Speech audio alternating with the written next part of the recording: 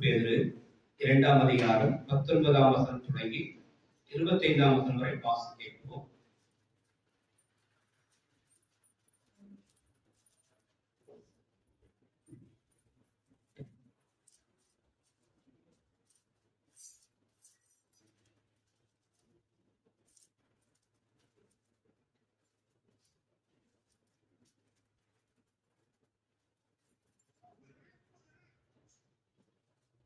தெரிந்து கொள்ளப்பட்ட வேத பகுதி 1 பேதுரு 2ஆம் அதிகாரம் 19 முதல் 25 முடிய வாசிக்க கேட்போம்.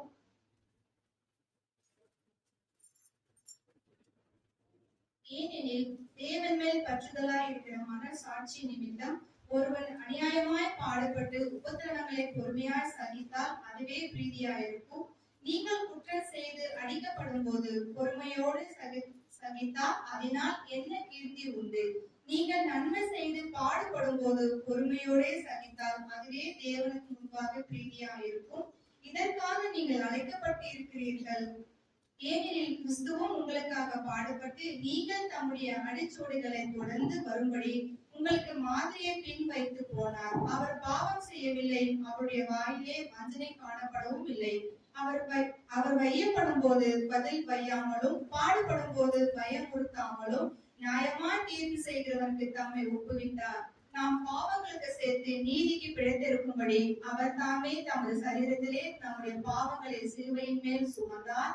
அவருடைய தழுவுகளால் குணமானீர்கள். சிதறுண்ட ஆடுகளை போல் இருந்தீர்கள். இப்பொழுதோ உங்கள் ஆத்துமாக்களுக்கு மேய்ப்பரும் கண்காணியுமான இடத்தில் திருப்பப்பட்டிருக்கிறீர்கள். ஆமென். சங்கீதங்களின் புஸ்தகம் 84ஆம் அதிகாரம் 11ஆம் வசனத்தை வாசிக்கலாம். சங்கீதம் 84:11ஆம் வசனம். இதற்குள்ளான ஒரு வாக்குத்தத்த வசனமாக நாம் இதை ஏற்றுக்கொள்வோம். வாசிக்கலாம். சங்கீதங்களின் புஸ்தகம் வாசிக்கலாம்.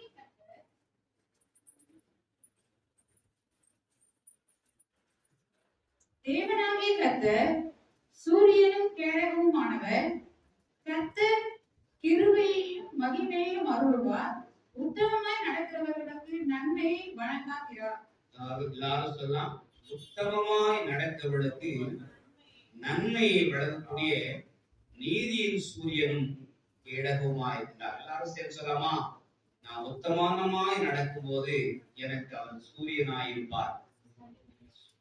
சூரியன் உதிக்கவில்லை என்று சொன்னால் தாவரங்கள் செழிப்பதில்லை, மிருக ஜீவன்கள் வாழ்வதில்லை. இன்றைய சூழலிலே ஆண்டவர் நமக்கு நீதியின் சூரியனாக, அவர் நமக்கு கேடகமாக, ஆண்டவர் நமக்கு நன்மை செய்யக்கூடியவராக இருக்கின்றார். இந்த நாளுக்குண்டான ஞான வார்த்தை உங்களுக்கு நான் சொல்ல வேண்டும் என்று சொன்னால், பிரியமானே, அவர் நமக்கு ஒரு மாதிரியை பின்வைத்து போனார். அல்லேலூயா. அவர் நமக்கு ஒரு மாடல் வழியை, மாடல் ரோல் நமக்கு பின்வைத்து போனார். அவர் வழியிலே நாம் நடக்க வேண்டும். அல்லேலூயா, அல்லேலூயா. நம்முடைய வார்த்தையை நாம் நினைக்கும் போது வேதாகமத்தில் சொல்கிறது, கடவுளுடைய வார்த்தை விதமாக சொல்கிறது, தேவனோடு கூட நடத்தல், ஆண்டவரோடு கூட நடந்து செல்லுதல். சில பேர் கடவுளோடு விளையாட்டுனா என்ன அப்படின்னு நம்ம யோசிக்கும் போது பல உதாரணங்களை நாம் பெற்றுக்கொள்ளலாம். ஆண்டவரோடு கூட நடப்பது என்பது பாதுகாப்பான பயணம். வாழ்க்கை பயணத்திலே மேகஸ்தூனாய் வருபவரே, வாழ்க்கை பயணத்திலே மேகஸ்தூனாய் வருபவரே, உமதாவின் வல்லமைதான்.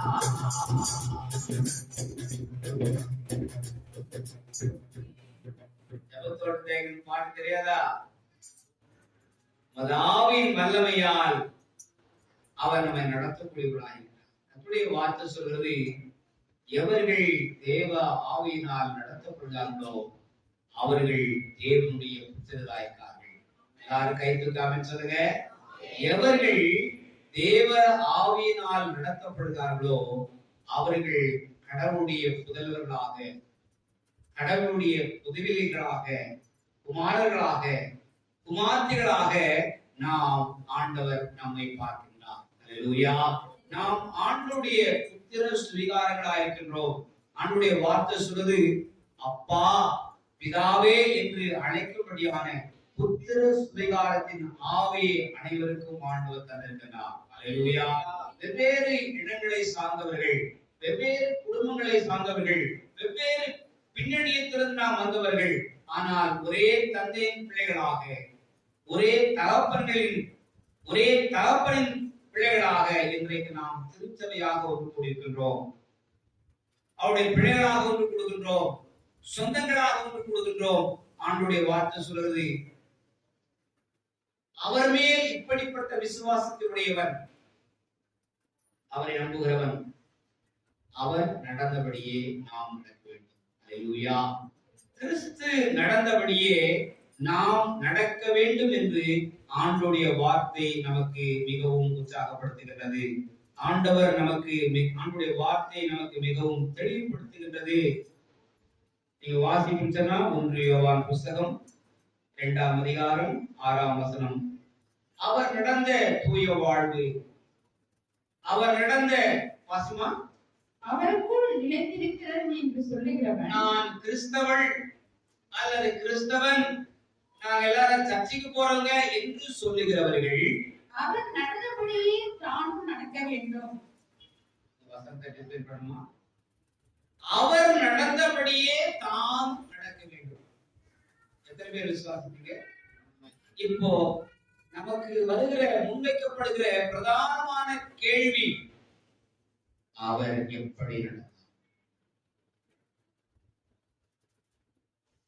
அவர் எவ்விதமாய் நடந்து கொண்டார்? வேதம் சொல்கிறது,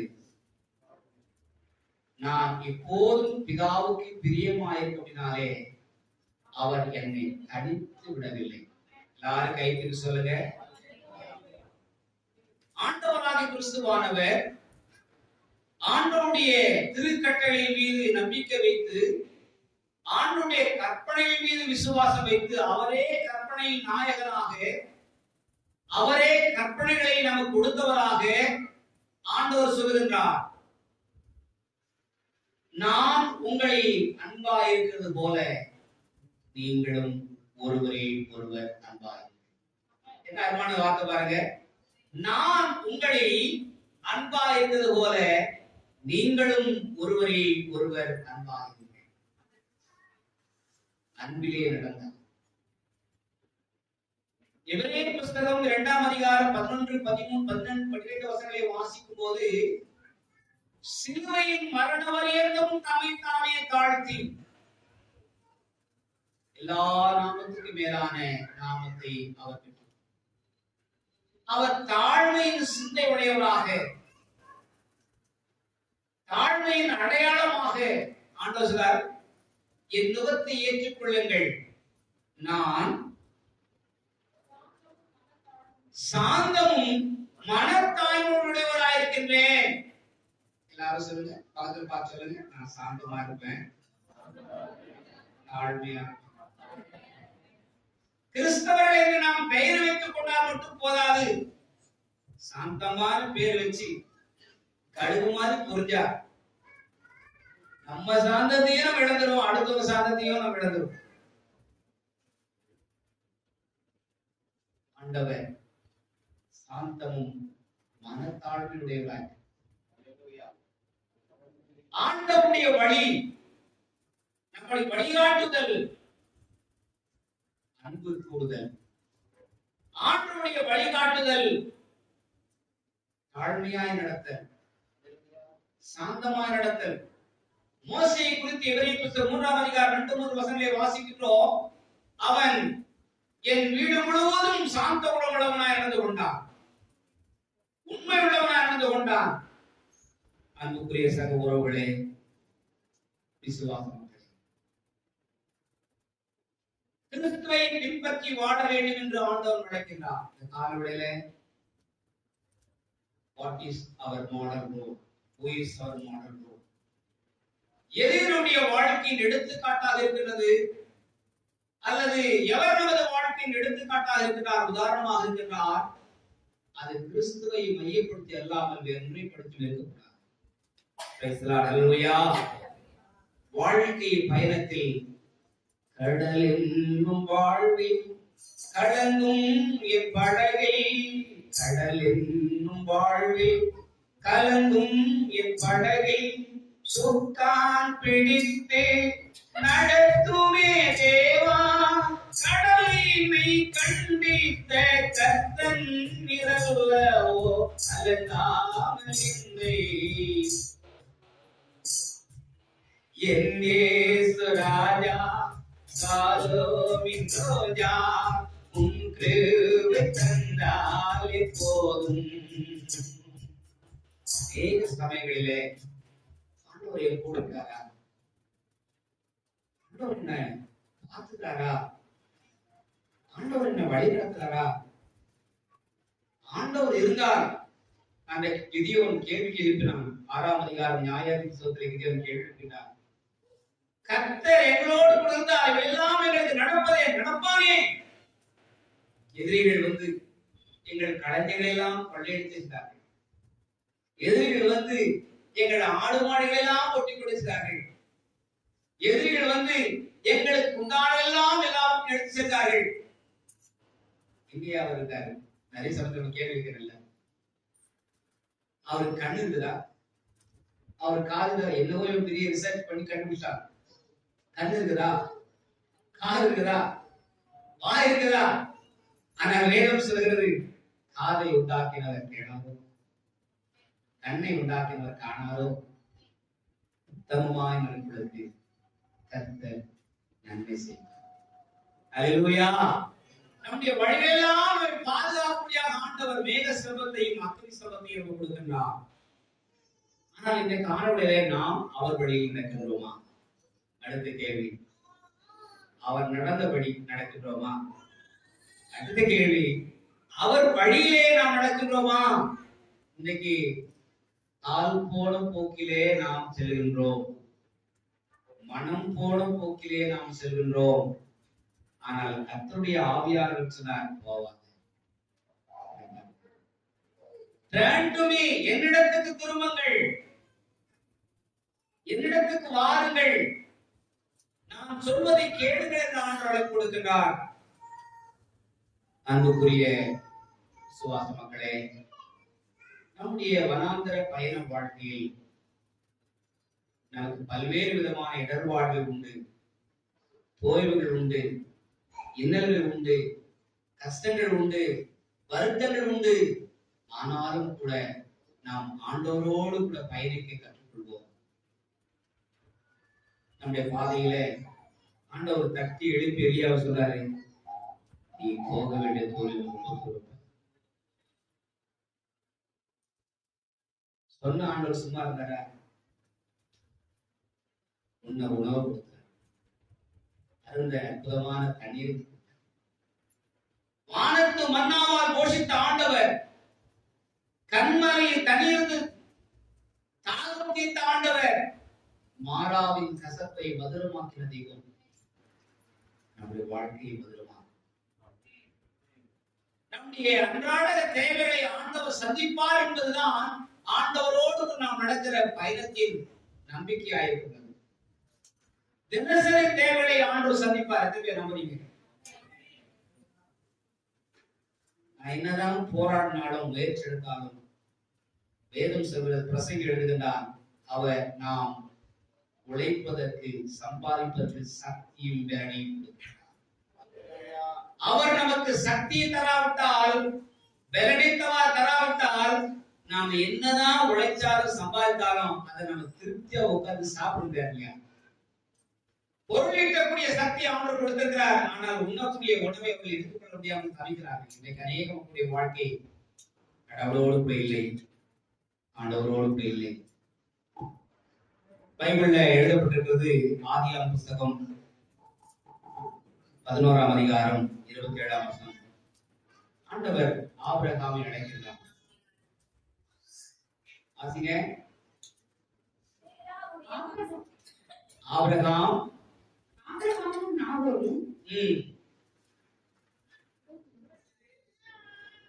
11ஆம் அதிகாரம் 27 வசனமா? தேராகுடைய வம்ச வரலாறு.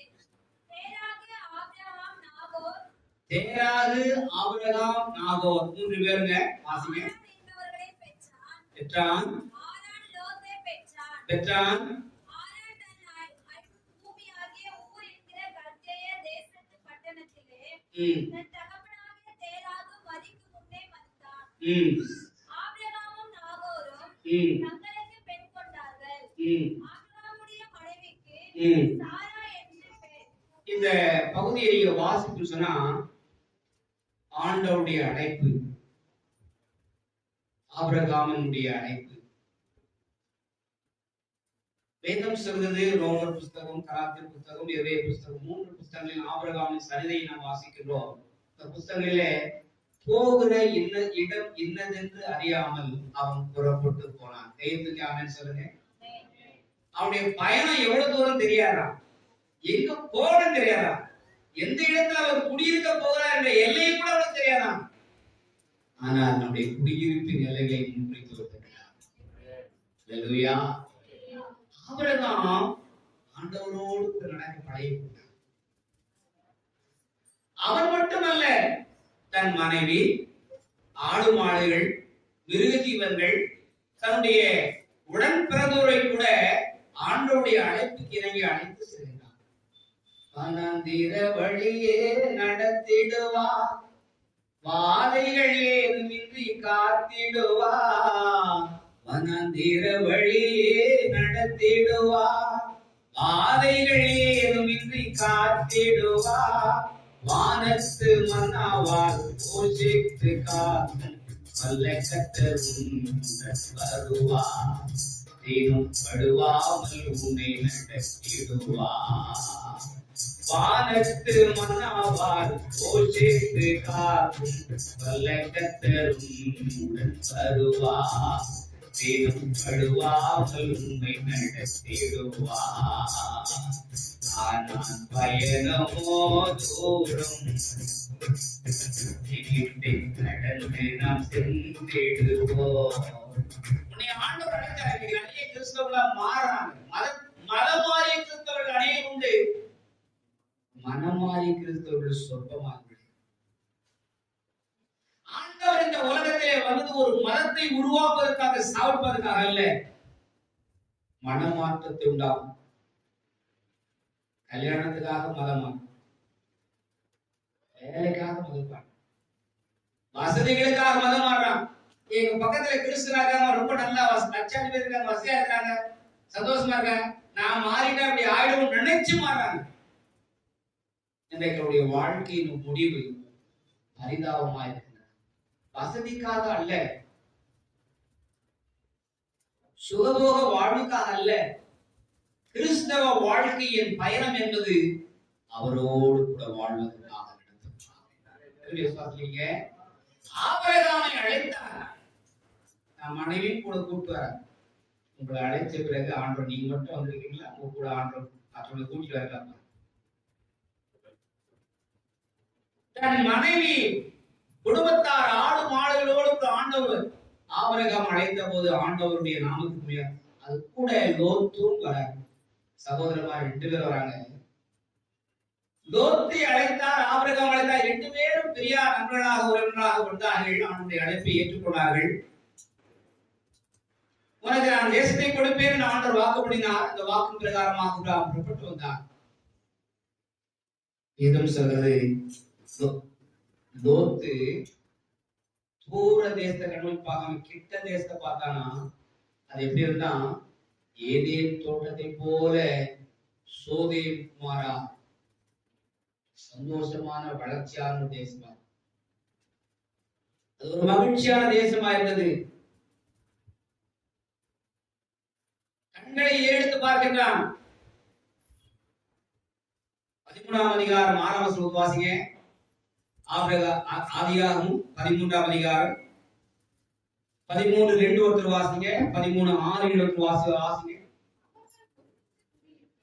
ஒருமித்து குடியிருக்க அந்த பூமி அவர்களை தாங்க கூடாது இருந்தது. அந்த பூமி அவர்களை தாங்க கூடாது இருந்தது.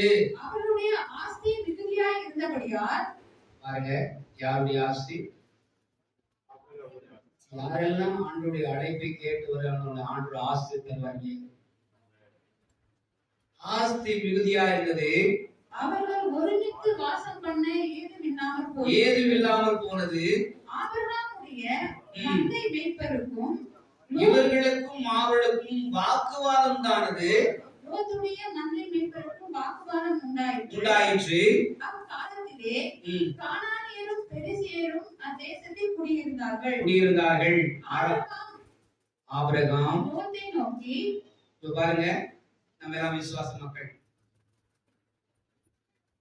சமாதானம் பண்ற பாட்டி. நம்முடைய சமயத்துல அநேக சமயங்கள் நமக்குள்ள இருக்கிற இடைவெளி, இப்ப ரெண்டு பேரும் பிரியக்கூடிய ஒரு சூழல் வந்தது. ஆண்டவருடைய வார்த்தை கேட்டவர்கள், புறப்பட்டவர்கள், ஆண்டவர் கூட பயணிக்க நினைச்சவங்க, இப்ப ரெண்டு பேருக்கும் சண்டை வந்துச்சு. காரணம் என்ன? வசதி பெருகினால், வளங்கள் பெருகினால், சாப்பிடுறவங்களும் அதிகமா பெருகுவாங்க, சண்டையும் அதிகமா பெருகும்.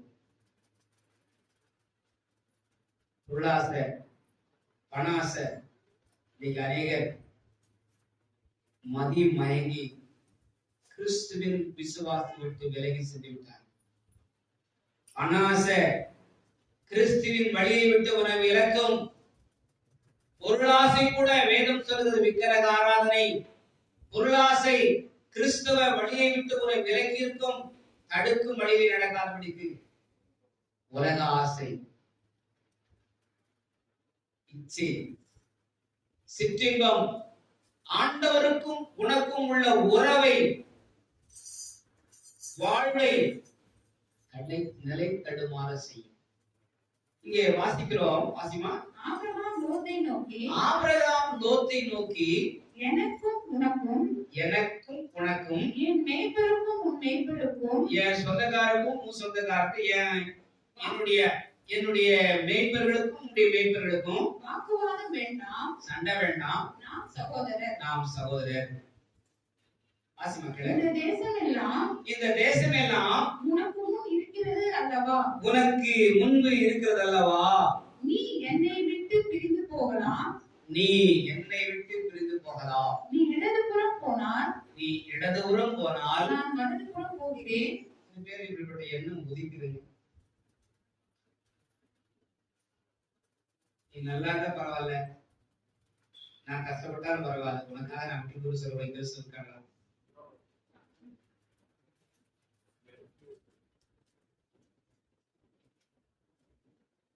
விட்டுக் கொடுக்கிறவர்கள், கெட்டு போகிறவர்கள், எல்லாரும் சேர்ந்து சொல்லுங்க, விட்டுக் கொடுக்கிறவர்கள் கெட்டு போவதில்லை, கெட்டு போகிறவர்கள் விட்டுக் கொடுப்பதில்லை. கிறிஸ்தவரே, நாம் கெட்டு போகாதபடி காத்துக்கொள்ள வேண்டும். விட்டுக் கொடுக்கிற மனமை ஆண்டவருடைய வழி. இங்கே பார்க்கிறோம், லோத்தை பார்க்கின்றோம். ரெண்டு பேரும் ஆண்டுடைய வழிக்கு தன்னை கொடுத்தவர்கள் தான். ஆனால் வசதிகள் கூடும்போது பின்மாற்றம் வருகிறது, போலித்தனம் வருகிறது. கிறிஸ்தவை, கடவுளை, இறைவனை விட்டுவிட்டு இச்சையை நோக்கி ஓடக்கூடியோம். லக்கை விட்டு, தன்னுடைய அழைப்பை விட்டு, ஆண்டவரை விட்டு, தன்னுடைய வார்த்தையை விட்டு யோசித்து பாருங்க. ரட்சிக்கப்பட்ட அநேகர் இன்னைக்கு சபையில் இல்லை, கல்யாணம் அநேகருக்கு சபையில் இல்லை, திருமுழுக்கு பெற்ற அநேக சபையிலே. நம்ம சபை மட்டும் நான் பேசல, உலகளாவிய திருச்சபை, ஆளுடைய சபை, எல்லா சபைகளிலும் ஞானஸ்தானம் பெற்றவர்கள் எல்லாரும் தெரிஞ்சு ஒழுங்கா வராங்களா? காரணம் என்ன? பண ஆசை, பொருளாசை, உலக ஆசை, கண்களின் இச்சை, மாம்சத்தின் இச்சை. இன்றைக்கு ஆண்டவருடைய வழியை விட்டு நமக்கு விலக்குகிறது. இதுக்கு ஒரு முன் அடையாளம் யாரான வாசிமா. நான் வலதுபுறம், நீ இடதுபுறம் போனால் நான் வலதுபுறம் போகிறேன், நீ வலதுபுறம் போனால் நான் இடதுபுறம் போகிறேன் என்றான். அப்பொழுது லோத்து தன் கண்களை ஏறெடுத்து பார்த்து, எல்லாரும் பைபிள் வச்சிட்டு பாருங்க. லோத்து தன் கண்களை ஏறெடுத்து பார்த்து யோர்தான் நதிக்கு அருகான சம பூமி முழுவதும் நீர்வளம் பொருந்தினதா இருக்க கண்டான். என்ன வளங்க? நீர்வளம். பண ஆசை, பொருளாசை, பேராசை. அப்படியே பக்கத்துல பேராசை பெரும் நஷ்டம். பேராசை பெரும் நஷ்டம். ஆசை இருந்தா ஆசைப்பட்டது எல்லாம் வாங்கலாம். ஆனா ஆசை இருந்தா சந்தோஷப்படுத்தாது. அம்பலத்துல கொண்டு வந்துருக்கோம். பண ஆசை எல்லா தீமைக்கும் வேறா இருக்கிறது என்று நீங்கள் அறியீர்களா? அது தங்கள் சரீரத்தை உருவ குத்தி பைபிள் சொல்லுது. 1 தீமோத்தேயு புஸ்தகம் 6ஆம் அதிகாரம் 10ஆம் வசனம் வாசிக்க பார்க்கலாம். 1 தீமோத்தேயு புஸ்தகம் 6ஆம் அதிகாரம். பண ஆசை பைபிள் பாருங்க. பண ஆசை எல்லாரும் சேர்ந்து பைபிள் கேட்க. பண ஆசை சர்ச்சைக்கு வர செய்யாது. பண ஆசை பைபிள் படிக்க தோணாது. பண ஆசை டிவி பார்க்க தோணும், வாட்ஸ்அப் பார்க்க தோணும், பைபிள் படிக்க தோணும். பண ஆசை ஆண்டவரை தேடுவதற்கு உன்னை தடுக்கும். எல்லா தீமைக்கும் வேறா இருக்கிறது. சிலர் அதை இச்சித்து விசுவாசத்தை ரகசியம் என்ன பண்றாங்க? விசுவாசத்தை விட்டு விரழுவி அநேக வேதனையினாலே தங்களை குத்தி கொண்டிருக்கிறார்கள். எத்தனை பேர் என் கூட இருக்கீங்க? அல்லேலூயா. யோசித்து பாருங்க. வீட்டுல இருக்கிற நிம்மதியா இருக்கிறீங்களா? மனதுல நிம்மதி இல்லை, சரீரத்துல வேலை இல்லை, ஆத்மாவில் சந்தோஷம் இல்லை. வேலை வேலை வேலை. செய்யும் தொழிலே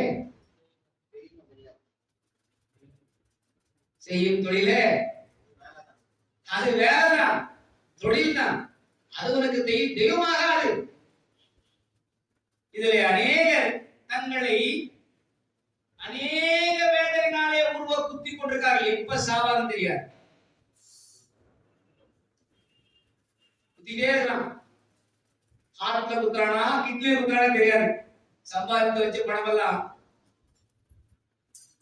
ஹார்ட் ஃபெயிலியர் வந்தா, கிட்னி ஃபெயிலியர் வந்தா, ஒட்டுமொத்த ஒரு வருஷம் சம்பாதித்த பைபிள் சொல்லுது 300 பணத்துக்கும் அதிகமான பணத்தை விற்று ஏழைகளுக்கு கொடுத்துக்கிறாமே, இவள் ஏன் ஆண்டவரே இந்த விலையேறப்பட்ட நலதென்னும் காயத்தை உடைத்து என்ன பண்ணிட்டானா? வேஸ்ட் பண்ணிட்டாளே. வேஸ்ட் பண்ணலங்க. ஆண்டவரே யாசகர்கள் எப்போதும் கூட தாங்க, நாம் கூட இருக்க மாட்டாங்க. என்னுடைய மரணத்தை நினைவு கூறும் வண்ணமாக ஒரு வருஷம் சம்பாதித்த பணத்தை துச்சமா எண்ணி, தன்னை எதிர்கால திருமணத்துக்காக வைத்திருந்த பணத்தை துச்சமாக எண்ணி இயேசுவின் பாதங்களிலே கொட்டி தீர்த்து விட்டார். தன்னுடைய தலைமையினால் இயேசுவின் பாதங்களை கழுவினார். கைதட்டலையா? சொல்லுங்க. உங்க பணம், உங்க ஆஸ்தி, உங்க சொத்து, உங்க அந்தஸ்து உங்கன்னு சொல்ற நம்ம பணம், நம்ம ஆஸ்தி, நம்ம சொத்து உதவுமா? வேதாகமத்திலே அந்த சகோதரனுடைய பெயர் எழுதப்படவில்லை. ஆனால் இன்றைக்கு கிறிஸ்துவின் சிலுவை பாடுகளை குறித்து பிரசங்கம் பண்ணுகிற இடங்களெல்லாம் அவளை பற்றி பேசப்படுகிறது. ஆண்டவருடைய பெயரை கேட்டு தன் வாழ்க்கை கடவுள் வழியிலே தன்னை மாற்றிக் கொண்டார். சகோதரியே, சகோதரனே, பண ஆசை விசுவாசத்தை விட்டு விலக செய்யும். பண ஆசை, பொருளாசை ஆண்டவருடைய வழியை விட்டு விசுவாசத்தை விட்டு விலக செய்யும். அது மட்டுமல்ல, தன் ஆயுசு காலத்தையும் அது அழித்து. லோத்து எடுத்து பார்த்தான். எப்படி இருந்துச்சான்? வாசிமான பகுதியே. சமபூமி முழுவதும் நீர்வளம் பொருந்தினதா இருக்க கண்டான்.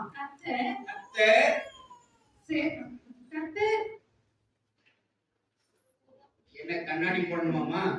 யாருன்னா கண்ணாடி போட்டு வாசி பார்க்கலாம். கர்த்தர் சோதோமையும் குமாராவையும் எல்லாரும் பாருங்க. சோதோம் குமாரா பட்டணம் அழிக்கப்பட்டதா? அது அழிக்க முன்னதாக சோவாருக்கு போகும் வழி மட்டும் யாரு கைக்கு சொல்லுங்க. நீங்களும் நானும் கர்த்தருடைய தோட்டத்திலே நாட்டப்பட்டவர்கள். அந்த தோட்டம் ஆவிக்குரிய திருச்சபைதான். இந்த தோட்டத்திலே நாட்டப்பட்டவர்கள் விசுவாசத்தை விட்டு விலகி போகக்கூடாது. விசுவாச வழியை விட்டு விலகி போகக்கூடாது. நேர் வழி எது என்று தெரிந்து கொண்டவர்கள், நானே வழி என்று சொன்னவர். ஆண்டவர் சொன்னார், என் வழியாய் நீங்கள் நடுங்கள். I am the doorpost. நான் தான் வாசல் சொன்னவர்கள். ஒருவன் என் வாசல் வழியாய் வந்தான், உள்ளும் புறமும் சென்று மேய்ச்சலை கண்டடைவான். ஹல்லேலூயா. அவர் வழியில் நடந்தால் உனக்கு பசி இல்லை, பஞ்சம் இல்லை, வேதனை இல்லை, துன்பம் இல்லை. ஆனால் லோத்து கண்டுகொண்டது வளமான நிலம், வளமான வாழ்வு, சுகபோகமான வாழ்வு. ஆனால் பரிதாபமான கோரமான ஒரு நிலை. கர்த்தர் தூதனை அனுப்பினா பண்றாராம், அந்த பட்டணத்தை குடித்து விட்டார். லோத்து பிரச்சனை வெளியே வந்தார், விசுவாசத்தை விட்டு வெளியே வந்தார், வீடு விட்டு வெளியே வந்தார்ல, விசுவாசத்தை விட்டு வெளிந்தார். ஆனால் லோத்தின் மனைவிக்கு நடந்தது, அவள் பின்னிட்டு பார்த்தாள். மனைவிமார்களே, நம்ம கணவன்மார்கள் சில வேளையில நம்ம நல்ல வழியில் நடக்கானா தெரியாது, நல்ல வழி நடக்கலையா தெரியாது. ஆனா நீங்க நல்ல வழி நடக்க. ஹல்லேலூயா. அவள் பின்னிட்டு பார்த்தாள். இன்றைய வரை நீங்கள் லோத்தின் மனைவியின் வழியிலே நடக்க வேண்டாம், காயின் வழியிலே நடக்க வேண்டாம் என்று சொல்லி கர்த்தருடைய வாக்கு இருக்கிறது. ஹல்லேலூயா. நாம் ஆண்டவர் வழியிலே நடக்க, லோத்தின் வழியே இல்ல, ஆபிரகாமின் வழியை நாம் தெரிந்து கொள்ள வேண்டும். விசுவாச வாழ்க்கை, கடினமான வாழ்க்கை, நெருக்கமான வாழ்க்கை.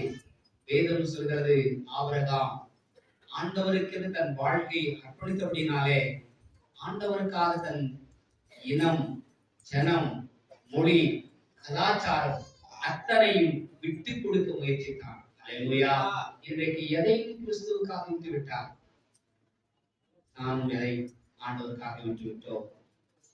ஆண்டவருடைய பிள்ளைகளாய்த்தபடியே பிரியமானவர்களே, ஆபிரகாமுக்கு ஆண்டவர் செல்வ சீமானாகுடியான பெரும் பாக்கியத்தை, பக்திகளை கொடுத்தார். 18ஆம் அதிகாரத்துல, ஆதியாகமம் 18ஆம் அதிகாரத்துல 17ஆம் வசனம் வாசித்து பார்க்கலாம். 18ஆம் அதிகாரம் 17ஆம் வசனம் 18-19. ஆபிரகாமை அவர் வழியிலே நீ நடப்பாயனால் உனக்கு செல்வம் குறைவதில்லை, ஆஸ்தி குறைவதில்லை, வறுமை நம்மை அணுகுவதில்லை. ஹல்லேலூயா. வளமான இடத்தை அவன் தெரிந்து கொண்டான். இந்த வளமான வாழ்வை கொடுக்கிற ஆண்டவருடைய விசுவாசத்தை விட்டு விட்டான். ஆசிங்க, கர்த்தர் ஆபிரகாமுக்கு சொன்னதை நிறைவேற்றும்படியாய் அவன் தன் பிள்ளைகளுக்கும் தனக்கு பின்வரும் தன் வீட்டாருக்கும் நீங்கள் நீதியையும் நியாயத்தையும் செய்து கர்த்தருடைய வழியை காத்து நடவுங்கள் என்று கட்டளையிடுவான் என்பதை அறிந்திருக்கிறேன் என்றார். சொல்லுங்க, கர்த்தருடைய வழியை காத்து நடவுங்கள். எல்லாரும் பாருங்க, உங்க பிள்ளைகளுக்கு சொல்லணும், நம்ம வீட்டில் சொல்லணும், நம்முடைய பேரப்பிள்ளைக்கு சொல்லணும், நம்முடைய வழி ஆண்டவருடைய வழியாக மாற வேண்டும். நீங்கள் கர்த்தருடைய வழியை நடங்கள். அப்படி நடந்தால் ஆண்டவர் நம்ம செழிப்பா வச்சிருப்பார், சேம வச்சிருப்பார். ஆண்டவருடைய நாமத்துல உண்டானே நம்ம சொந்த வழியில் நடக்க முயற்சிக்க வேண்டாம், சொந்த பாதையில் நடக்க முயற்சிக்க வேண்டாம். ஆண்டவருடைய வழியிலே நாம் நடப்போம். ஆண்டவருடைய வழிகள் எப்படிப்பட்டவை என்று வசனங்கள் நமக்கு சொல்கிறது. வாசிக்க பார்க்கலாம். சங்கீதம் 18:30, ஓசியா 14:9, ரோமர் 13:33, வெளிப்படுத்தல் 13:3. இந்த வசனங்கள் எல்லாம் ஆண்டவருடைய வழிகளை குறித்து நமக்கு ஆலோசனை கொடுக்கிறது. வாசிங்க 18:30, சங்கீதம் 18:30. தேவனுடைய வழி உத்தமமானது, கர்த்தருடைய வசனம் உடன்பட்டது. நம்மை நம்புகிற அனைவருக்கும் அவர் கேடகமாயிருக்கிறார். அவர் வழியிலே நடப்பாயனார். சகோதரனே, சகோதரி, அவர் உனக்கு கேடகமாய். ஹல்லேலூயா. ஆண்டவருடைய வழியிலே நாம் நடப்போமானால் நமக்கு அவர் கேடகமாயிருப்பார். கேடகம் என்பது என்ன? படைவீரன் தன்னை படைக்க ஆயத்தம் பண்ணி புறப்படும் போது யுத்தத்திலே வெற்றி பெறுவதற்கு பாதுகாப்பின் அவசரம் தான் கிடையாது. அல்லேலூயா. ஆண்டவர் உங்கள் பாதுகாவலாக இருப்பார். எத்தனை விசுவாசிங்க? ஆமென். எங்க போனாலும் எங்க வந்தாலும் அவர் வழியில நீங்க நடந்தா அது உத்தமமான வழிங்க. அந்த வழியில நடந்தா நீங்க சேஃபா பயன்படலாம். சேஃபா பண்ணலாம். சேதமில்லாமல் ஆண்டவர் நம்முடைய வழிகள் எல்லாம் நம்மை காக்கும்படியாக நம்மோடு இருப்பார். ஓசியாவின் புஸ்தகம் 14ஆம் அதிகாரம் 9ஆம் வசனம். ஓசியாவின் புஸ்தகம் 14ஆம் அதிகாரம் 9ஆம் வசனம். இவைகளை இவைகளை உணரத்தக்க ஞானம் உள்ளவன் யார்? இவைகளை உணரத்தக்க ஞானம் உள்ளவன் யார்? இவைகளை கிரகிக்கத்தக்க புத்தி உள்ளவன் யார்? புத்தி உள்ளவன் யார்? கர்த்தருடைய வழிகள் செம்மையானவைகள். நீ போற வழி மோசமான வழி, அது மரணத்துக்கு நேராய் நடத்துகிற வழி. இன்மார்க்குடைய வழியோ ஆண்டவர் சொல்றாங்க, கர்த்தருடைய வழிகள் செம்மையானவைகள், நீதிமான்கள் அவைகளில் நடப்பார்கள். இப்ப சொல்லுங்க, நம்மள யாருங்க? ஆண்டவருடைய வழியில் நடந்த ஆண்டவருக்கு பெரிய ஆசீர்வாதம். நீதிமான்கள் என்ற பட்டங்க. நீதிமான்கள் அவருடைய வழியை நடப்பார்கள். துன்மார்கள் பாதகர்களோ என்றால் அந்த வழிகளில் இடறி விடுவார்கள். ரோமர் 11:33. தேவனுடைய ஐஸ்வர்யம், ஞானம், அறிவு என்பவைகளில் ஆழம் எவ்வளவாய் இருக்கிறது. அவருடைய நியாய தீர்ப்புகள் அளவிடப்படாதவைகள். அவருடைய ஆண்டவருடைய வழிகள் ஆராயப்படாதவைகள். கர்த்தருடைய சிந்தையை அறிந்தவன் யார்? வெளிப்படுத்தல் 13:3. வெளிப்படுத்தல் 13:3. ஆண்டவருடைய வழி பாருங்க. ஆண்டவருடைய வழிகள் ஆராயப்பட முடியாதவைகள். வாசிமா.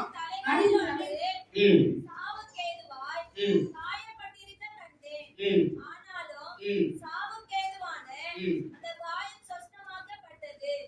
பூமியில் உள்ள யாவரும் ஆச்சரியத்தோடு அந்த மிருகத்தை பின்பற்றி. இந்த பகுதியை வாசிக்கலாம். அந்த பகுதியை வாசி போட்டுங்க. இந்த கர்த்தருடைய வழி விலகி விட்டு போனவருடைய வாழ்க்கை யார் ஆக்கிரமிப்பான் என்றால்,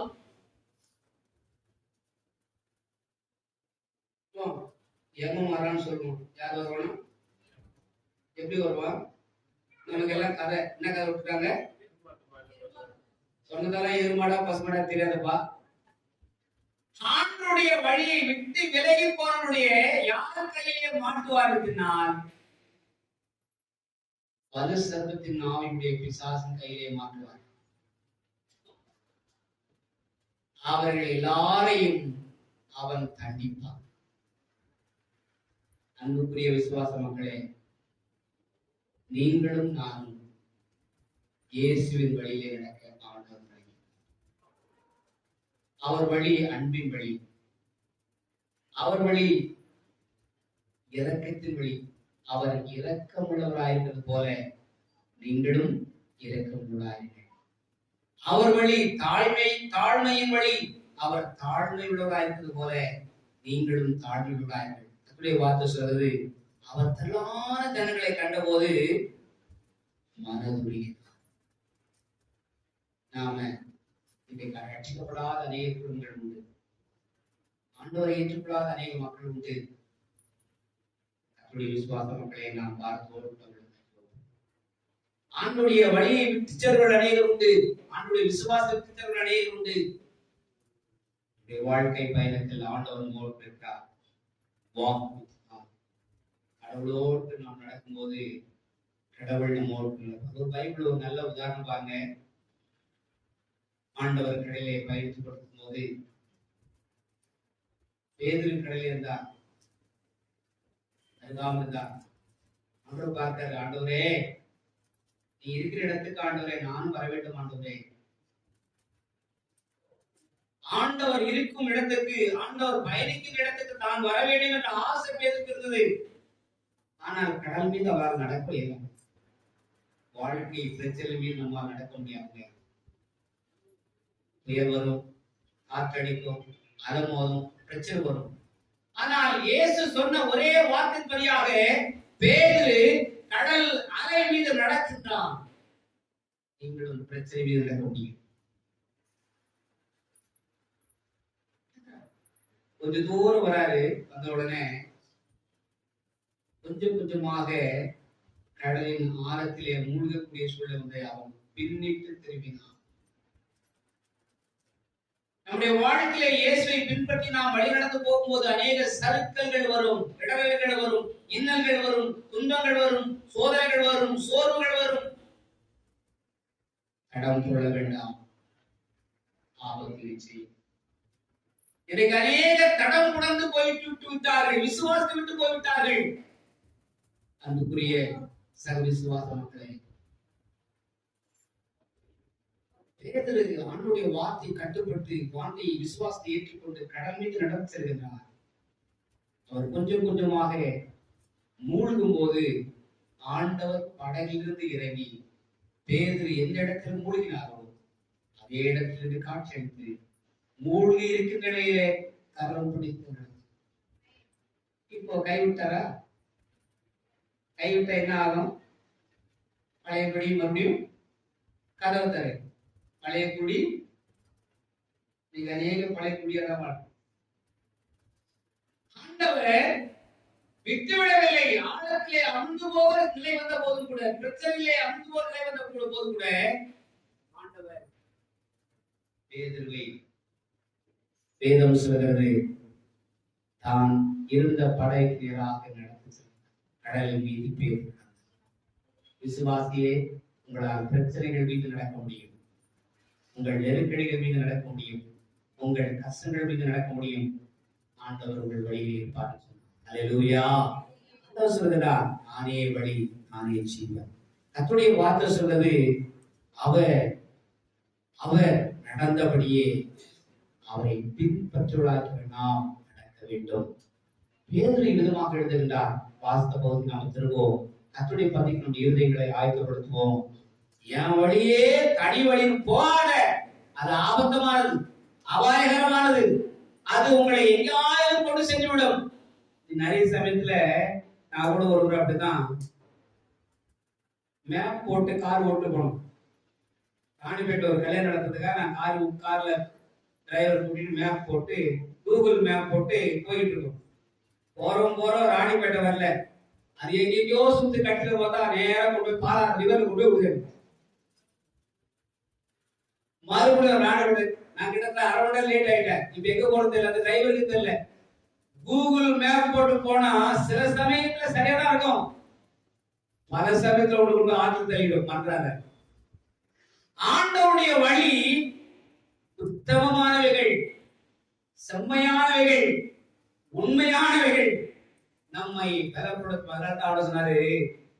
41ஆம் ஏசாயா புத்தகம் 41ஆம் அதிகாரம் 10ஆம் வசனம் சொன்னாரு, நான் உன்னை சொல்லுங்க, நான் பைபிள் எடுங்க, ஆண்டோடைய வழியில் நடக்கும்போது கர்த்தர் சொல்ற ஆசீர்வாதம் பாருங்க, பலன் பாருங்க. வாசிங்க. நீ பயப்படாதே, நான் உன்னுடனே இருக்கிறேன். எல்லாரும் சொல்லுங்க, நீ பயப்படாதே, நான் உன் கூட இருக்கிறேன். திகையாதே, நான் உன் தேவன், நான் உன்னை பலப்படுத்தி உனக்கு சகாயம் பண்ணுவேன். என் நீதியின் வலது கரத்தினால் உன்னை தாங்குவேன். எல்லாரும் கைத்து சொல்லுங்க. போகும் பாதையில உன்னை பலப்படுத்துவார், சகாயம் பண்ணுவார், வழி நடத்துவார். அப்போ தாங்க பவுல் எழுதுகின்றார். இப்போ 2ஆம் அதிகாரம் 19ஆம் வசனம், 1 பேதுரு 2ஆம் அதிகாரம் 19ஆம் வசனம், ஆண்டுடைய வார்த்தை விதமாக அவரை சித்தரிக்கின்றார், எழுதுகின்றார். பாருங்க, ஆண்டுடைய வழியிலே நாம் தெரிந்து கொண்டவர்கள், ஆண்டுடைய பாதையை ஏற்றுக்கொண்டவர்கள், ஆண்டுடைய விசுவாசத்தை ஏற்றுக்கொண்டவர்கள் இன்னைக்கு அநேகர் வழி விலகி சென்று விட்டார்கள். நீங்களோ நானோ வழி விலகி செல்லாமல் அவர் பாதையிலே செல்ல கர்த்தர் அழைக்கின்றார். அல்லேலூயா. பாருங்க, பேதுரு எழுதுகிறார். வாசிங்க 19ஆம். ஏனெனில் தேவன் மேல் பற்றுதலாய் இருக்கிற மனசாட்சி நிமித்தம் தேவன் மேல் பற்றுதலாய் இருக்கிற மனசாட்சி நிமித்தம் ஒருவன் அநியாயமாய் பாடுபட்டு உபத்திரவங்களை பொறுமையாய் சகித்தார். உபத்திரவங்களை கடவுளுடைய வழியில பாடு உண்டுங்க, பிரச்சனை உண்டுங்க, அது விசாலமான வழி இல்ல, ஒரு கஷ்டமான வழி. நம்ம நினைப்போம் கிறிஸ்துவ ஆன பிறகு ஆச்சா போச்சா தாட் புட் தஞ்சாவூர் எல்லாம் நடக்காதுங்க. வருத்தம் உண்டு, போராட்டம் உண்டு, கஷ்டம் உண்டு, நெருக்கடி உண்டு. ஆனாலும் உங்களோடு கர்த்தர் இருப்பார். அல்லேலூயா. வாசிமா. பொறுமையாய் சகித்தால் அதுவே பிரீதியாய் இருக்கும். நீங்கள் குற்றம் செய்து அடிக்கப்படும் போது பொறுமையோடே சகித்தால் அதனால் என்ன கீர்த்தி உண்டு? அதனால் உங்களுக்கு என்ன கீர்த்தி உண்டு? நீங்கள் நன்மை செய்து பாடுபடும் போது பொறுமையோடே சகித்தால் ஆண்டவர் வழி சகிப்பின் வழி, சுயநலமற்ற வழி. வையப்படும் போது வையப்படாமல் சொல்லுங்க, வாசிங்க. அடுத்த வசனம் தெரியுமா? அதுவே தேவனுக்கு முன்பு பிரீதியாய் இருக்கும். இதற்காக நீங்கள் அழைக்கப்பட்டு இருக்கிறீர்கள். இதற்காகவே அவருடைய வழியிலே நடக்க நாம் அழைக்கப்பட்டிருக்கின்றோம். ஏனெனில் கிறிஸ்து உங்களுக்காக பாடுபட்டு நீங்கள் தம்முடைய அடிச்சுவடுகளை தொடர்ந்து வரும்படி எல்லாரும் சேர்ந்து சொல்லுங்க. அடிச்சுவடு என்பது என்ன? அவர் வழி, அவர் பாதை. அவருடைய அடிச்சுவடுகளில் தொடர்ந்து வரும்படி உங்களுக்கு மாதிரியை பின்வைத்து உங்களுக்கு ஒரு எடுத்துக்காட்டை பின்வைத்து போனார். அவர் பாவம் செய்யவில்லை. அவருடைய வாயிலே வஞ்சனை காணப்படவும் இல்லை. ஆண்டு பந்திக்கு நம்மை தயார்படுத்தும். அவர் பாவம் செய்யாதவர், அவர் வழியெல்லாம் தூய்மை உள்ளவர். ஏதும் சொல்லுது, அவருடைய வாயிலே என்ன இல்லைங்க? பக்கத்துல வசூலுக்கு வாயில சரி வந்தனை என்ன? நம்ம டீச்சர் நம்ம வந்தனைன்னு சொன்னா நமக்கு நம்ம சொல்ற பாஷை ஓர வந்தனை கேள்விப்பட்டிருக்கீங்களா? ஆமா, ஓர வந்தனை என்னென்ன? ஒருத்தர் ஒரு கண்ணுலயும் இன்னொருத்தர் கண்ணு ரொம்ப மோசமான கண்ணு பாருங்க. ஒருத்தர் ஒரு மாதிரியும் இன்னொருத்தர், இதுக்கு பேர் தான் வந்தனை. சபையில விசுவாச மக்கள் அப்படி விட்டார், குடும்பத்துல பிள்ளைகள் கூட நீங்க அப்படி விட்டாது. ஆம்பளை பையன் அவனு ஒரு மாதிரி, பொம்பளை பொண்ணு அவ்வளோ ஒரு மாதிரி. நீ பொம்பளை பொண்ணு தானே, உடனே என்ன ஆகும்? பையனுக்கு என்ன ஆகும்? மாதிரி அப்படியே பிபி ரைஸ் ஆகும். நீ அவ்வளோ ஒரு மாதிரி பாக்குற, இன்னொரு மாதிரி பாக்குற, வேற வேற மாதிரி பாக்குற. அவருடைய வாயிலே வஞ்சனை காணப்படவில்லை. அடுத்த வசனம் சொல்றது வாசிமா போடுமா. அவர் வையப்படும் போது வையாமலும், பாடுபடும் போது பயமுறுத்தாமலும், நியாயமாய் தீர்ப்பு செய்கிறவருக்கு அல்லேலூயா. அன்றைய பந்திக்கு நம்ம இப்போதைக்கும் ரெண்டு விசேஷித்தமான திருக்கட்டளை ஆண்டவர் கொடுத்திருக்கிறார். ஒன்று, நீங்கள் ஆண்டவருடைய பிள்ளைகளாக அவரை ஏற்றுக்கொண்டதுனால் வேதம் சொல்கிறது அவருடைய நாமத்தின் மேல் விசுவாசமுள்ளவரை ஏற்றுக்கொள்வதற்கு ஆண்டவர் அதிகாரம் கொடுக்கிறார். அப்படிப்பட்ட அதிகாரம் எப்படி நமக்கு உண்டாயிருக்கிறது? திருமுழுக்கு பெற்றுக்கொள்ளும் போது கர்த்தருடைய பிள்ளைகளாய் நாம் அறிக்கை செய்கிறோம்.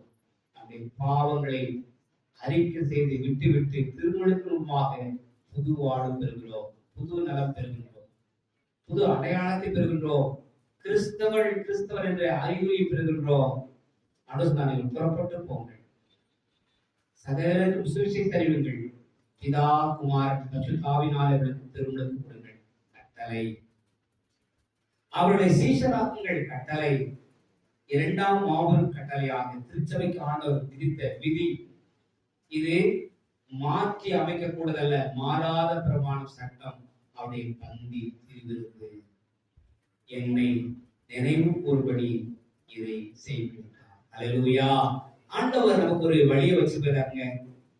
நான் வருமளவும் அவரை நாம் நினைச்சே இருக்கிறது. எல்லாரும் கைத்தூக்கி சொல்லுங்க.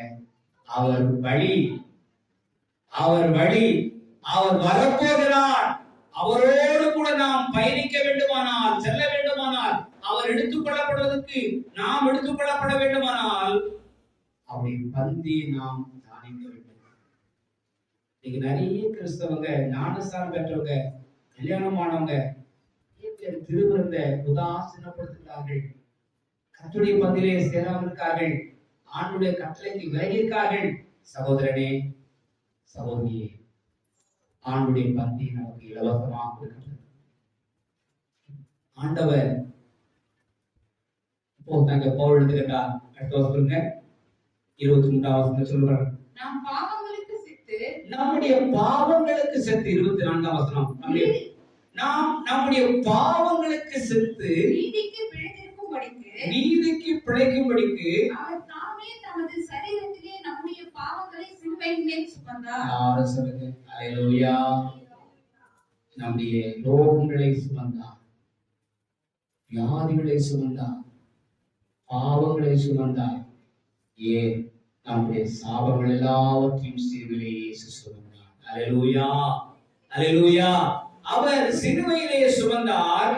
அவருடைய தழும்புகளால் நீங்கள் குணமாய் ஆரோக்கியமான ஒரு வாழ்வு வேண்டுமானால், நலம் பெற வேண்டுமானால், சுகம் பெற வேண்டுமானால், turn back to God. ஆண்டவருடைய வழிக்கு திரும்புங்கள், ஆண்டவருடைய வார்த்தைக்கு திரும்புங்கள், ஆண்டவருடைய பந்திக்கு திரும்புங்கள், சுகம் பெறுவீர்கள். அல்லேலூயா. இன்னைக்கு அநேகருக்கு சுக வாழ்வு இல்லை, ஆரோக்கியமான வாழ்வு இல்லை. காரணம், விசுவாசத்தை விட்டு சொந்த வழியிலே போவதுதான் இன்னைக்கு அறிவுடைய வாழ்வாக மாறிவிட்டது. ஆண்டவர் இன்றைக்கு பார்த்துக்கிட்டார். சுகம் பெற வேண்டுமானால், நலம் பெற வேண்டுமானால், நாம் ஆரோக்கியமான ஒரு வாழ்வை பெற வேண்டுமானால், வேதம் சொல்றது அவருடைய தழும்புகளால் நீங்கள் குணமானீர்கள். கையை தூக்கி சொல்லுங்க, ஆண்டவரே உடைய வார்த்தை.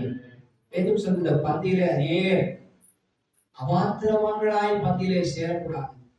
அப்படி சேர்ந்தால் சுகவீனமாவீர்கள். அபாத்திரவான்களாய் சேர்ந்தால் ஆண்டோடைய கட்டளை நீங்கள் மீறுவீர்கள். இப்ப சொல்லலாம், பாவங்களை மறைப்போல் வாழ்வடை மாட்டார்கள். அறிக்கை செய்து விட்டுள்ளதோ. ஒரு கிறிஸ்துவனுடைய வழி என்ன? தப்பு செஞ்ச அறிக்கை செய்து விட்டுடு. அறிக்கை செஞ்ச மட்டும் போதாது. ஆண்டவரே, பரத்துக்குள்ளதுமாகும் உமக்குள்ளதுமாகும் நான் பாவம் செய்தேன். வேதம் சொல்லுது, பாவத்தின் சம்பளம் தேவனுடைய கிருபை வரமோ நீடிய வாழ்வு. இந்த நீடிய வாழ்வை நாம் பெற்றுக்கொள்ள வேண்டுமானால் கர்த்தருடைய வார்த்தை சொல்லுது, வாயினாலே நாம் அறிக்கை செய்து விட வேண்டியவளை விட்டுவிட வேண்டும், நாட வேண்டியவளை நாம் நாட வேண்டும். அல்லேலூயா. கண்களை விடலாமா? ஆண்டவரின் கத்திக்கு ஆயத்தப்படுத்துவோம். நம்முடைய இருதயங்களை நாம் தற்பரிசோதனை செய்வோம். ஒரு 5 நிமிஷம் முடிச்சுக்கலாம். கர்த்தருடைய நாமத்துக்கு ஸ்தோத்திரம். இல்ல கண்களை மூடி ஸ்தோத்திரம் இல்லை, இல்ல கண்களை மூடி ஸ்தோத்திரம் இல்லை. நம்முடைய ஆவி, ஆத்மா, சரீரம் இயேசுவுக்கு ஒப்படைக்கிறோம். பாவம் செய்கிற ஆத்மா சாபம் சொல்லும்,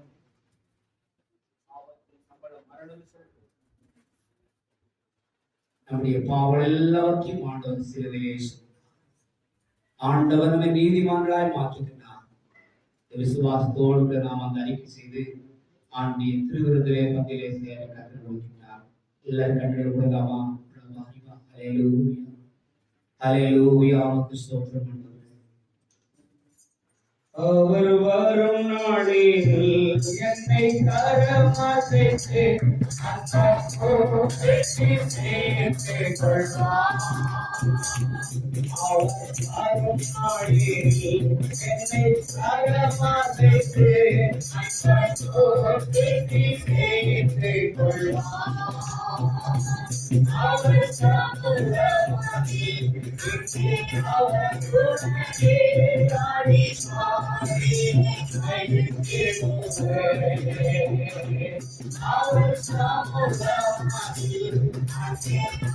குணமே ஆடிப்பார். Our Our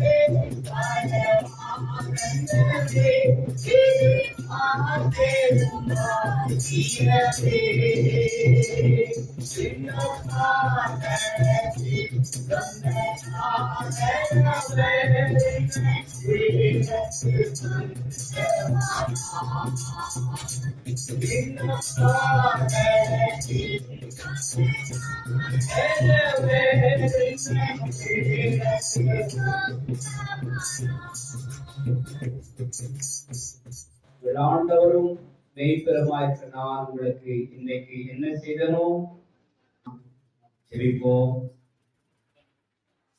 நல்ல பிதாவே, நாங்கள் அன்போடு துதிக்கின்றோம். இந்த நாளிலும் இந்த திரு சமூகத்திலே திருவையை நாங்கள் கூடி வந்திருக்கிறோம். திருவிழுக்கு பெற்றுள்ள பிள்ளைகள், திருவருத்திலே பங்கொண்ட பிள்ளைகள், யாரெல்லாம் ஏற்றுக்கொண்டு ரட்சிக்கப்பட்டு ஆண்டவரை தன்னுடைய வாழ்க்கையினுடைய வழியாக ஆண்டவரை கருதி ஆண்டவரை பயணிக்கிறார்களோ எல்லா இறை மக்களுக்காக கொண்டாடுகிறோம். தனித்தனியாக குடும்பமாக பேர் பேராக ஆண்டவர் ஆசீர்வதிக்கிறார். விசேஷமாக யாரெல்லாம் என்னென்ன தேவைகளோடு வந்திருக்காங்களோ ஆண்டவர் வாழ்க்கை பயணத்தின் தேவைகளை தாவே வெளியாக மோசே கொடுத்தீர், ஆபிரகாம கொடுத்தீர். உள்ளமாகவே உங்களுடைய தேவைகளை சந்திப்பதை நாங்கள் சொல்லிக்கிறோம்.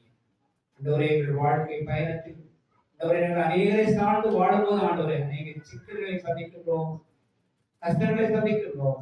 இன்னைக்கு நாங்கள் ஆண்டவரே உண்மை ஆண்டவரே எப்போதும் சார்ந்து வாழ்வதற்கு எங்களுக்கு இடர்கள் இல்லை, ஆபத்தில்லை, தோல்வி இல்லை. ஆண்டவரே, இதற்காக நாங்கள் நன்றி சொல்கிறோம். எங்கள் வழிகளெல்லாம் எங்களை காக்கும்படிக்கு இந்த தூதர்களை கட்டிடுகிறோம், பாதுகாப்பை கட்டளை நாங்கள் செபிக்கிறோம் ஐயா. எங்கள் விசுவாசத்தை நாங்கள் காப்பாற்ற சொல்றது போல நல்ல போராட்டத்தை போராடுங்க, விசுவாசத்தை காத்துக்கொண்டே இது முதல் நீதியின் இடம் எனக்கு வைக்கப்பட்டது. எங்கள் வாழ்க்கை பயணத்தில் நல்ல போராட்டத்தை போராடும் விசுவாசத்தை காத்துக்கொண்டு நீ தரப்போவருடைய கிழத்தை பெற்றுக்கொள்ள வாக்கு வருகிறார். கர்த்தர் ஒவ்வொருடையும் இயேசுவின் நாமத்தில் விடுகிறோம் நல்ல பிதாவே, ஆமென். ஆசீர்வாதம் பெற்றுக்கொள்வோம். என் ஆத்துமாவே கர்த்தரை ஸ்தோத்திரி, உள்ளமே பரிசுத்தநாமத்தை ஸ்தோத்திரி. என் ஆத்துமாவே கர்த்தரை ஸ்தோத்திரி, கர்த்தர் செய்த சகல உபகாரங்களையும் மறவாதே. நம்முடைய ஆண்டவராகிய இயேசு கிறிஸ்துவின் கிருபையும் பிதாவாகிய தேவனுடைய அன்பும் தூய ஆவியர் அருளும் ஆசீர்வாதமும் நன்மையும் இன்றும் என்றும் நம்மோடும் நம்முடைய குடும்பங்களோடும் நிலைத்திருப்பதாக. ஆமென். தேவ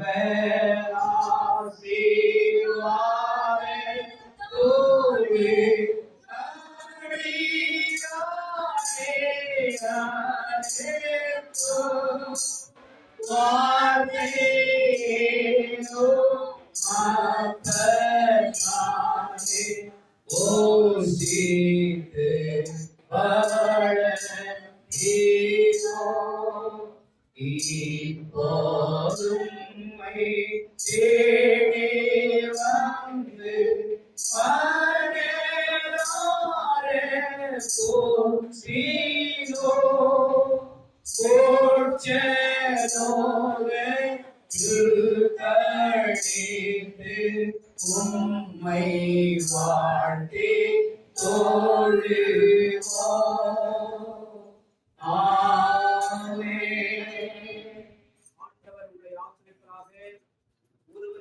வாழ்த்தி சமாதானத்துடன் சென்று வாருங்கள்.